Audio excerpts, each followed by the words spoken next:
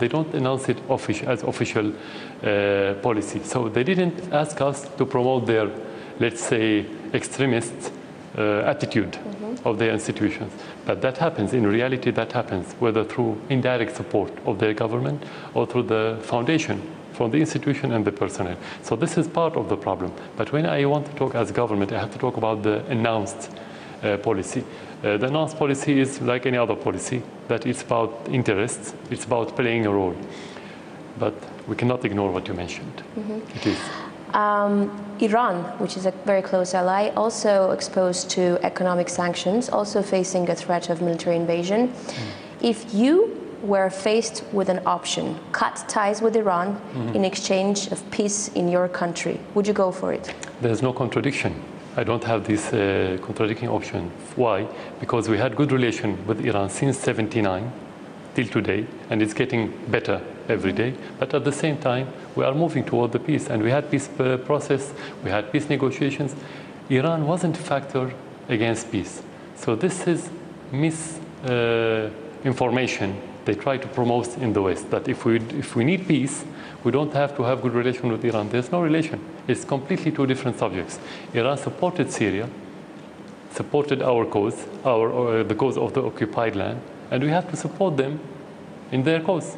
That's very simple. Iran is a very important country in the region. If we are looking for stability, we need good relation with Iran. You cannot talk about stability while you have bad relation with Iran, with Turkey, with your neighbors, and so on. This is it. Do you have any information that the Western intelligence are financing rebel fighters here in Syria? No, so far what we know that they are offering the knowledge support of the terrorists through Turkey, sometimes in Lebanon, mainly. But we have the other intelligence, not the Western, in the region. Some of them are very active, more active than the Western, under the supervision of the Western intelligence.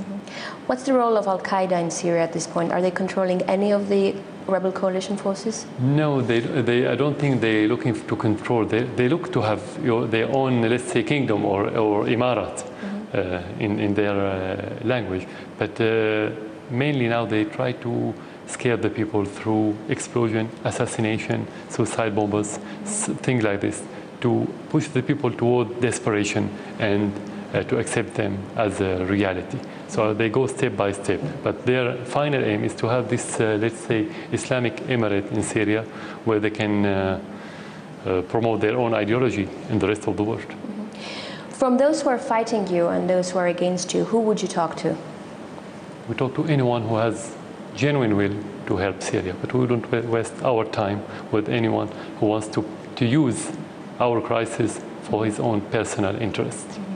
You know, you've been many times, not you, but the government forces have many times been accused of war crimes against their own civilians. Do you accept that the government forces have committed war crimes against their own civilians?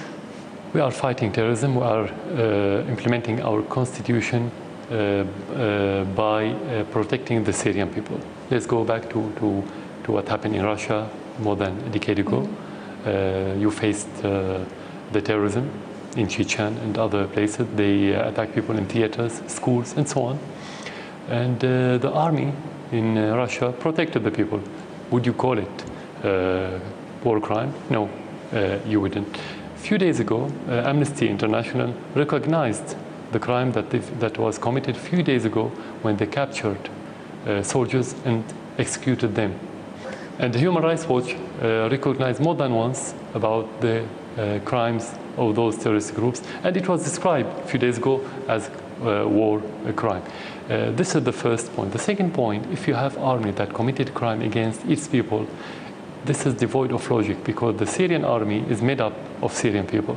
If you want to commit crime against your people, the army will divide, will disintegrate. So you cannot have strong army, unified army, while you're killing your people. Third, the army cannot withstand for 20 months in these difficult circumstances without having the embrace of the public in Syria. So how could you have this embracement while you're killing your people? This is contradiction. So this is the answer. When is the last time you've spoken to a Western leader? Before the crisis. It was before the crisis. Before the crisis. Were there any time at which they tried to give you conditions that if you left the post of presidency, then there will be peace in Syria, or no? No, with me directly, no. But whether they propose that directly or indirectly, it's a matter of sovereignty. Only the Syrian people will talk about this. Whoever talk about this in the media, in a statement, directly or indirectly, has no meaning and has no weight in Syria. So, no. But, you know, do you even have a choice? Because from what it seems from the outside, even if you wanted to go, you wouldn't have anywhere to go. Exactly. Where would you go if you wanted to leave? To Syria. I would go from Syria to Syria. This is the only place where we can live. I'm not puppet. I wasn't made by the West to go to the West or to any other country. I'm Syrian. I'm made in Syria, and I have to live in Syria and die in Syria. Do you think that at this point there could be talks or diplomacy, or we've reached a stage where only the army can do the thing? I always believe in diplomacy. I always believe, and I always believe in dialogue, even with people who doesn't understand, who doesn't believe in dialogue. You have to keep trying. Whether you succeeded or not, I think you always have partial success. You have to look for this partial success before you achieve the complete success. But you have to be realistic. You don't think that only dialogue can make you achieve something, because those people who commit these acts, there are two kinds. One of them doesn't believe in dialogue, especially the extremists. And you have the outlaws who have been convicted by the court years ago before the crisis. And their natural enemy is the government, because they're going to be detained if you had a normal situation, let's say.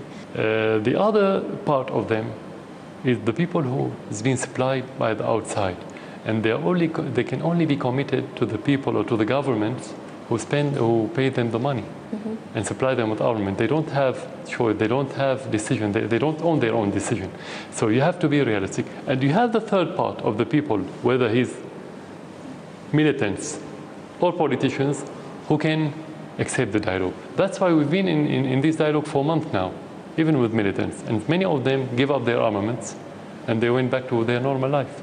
Do you think a foreign invasion is imminent?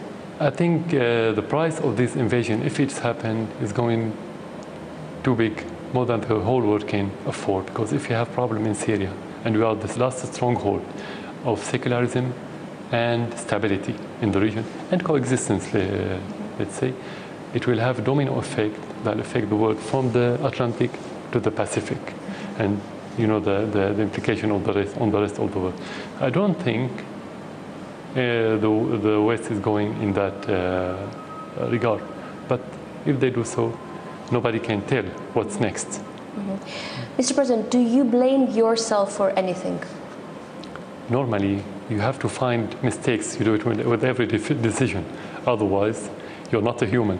What's your biggest mistake? I don't remember, to be frank now. But I always, even before taking the decision, I have to consider that part of it will be wrong. But you cannot tell about your mistake now. Sometimes, especially during crisis, you don't see what's right and wrong until you overcome the situation that you are in. So it's not. I wouldn't be objective to talk about mistakes now, because you're still in the middle of the. So you don't have regrets yet? Not now, as it. When everything is clear, you can talk about your mistake. But Okay. you definitely have mistakes. That's no. If today was 15th of March 2011, that's when the protests started to escalate and grow. What would you do differently? What I would do what I did. Exactly the the 15th same. of March, exactly the same.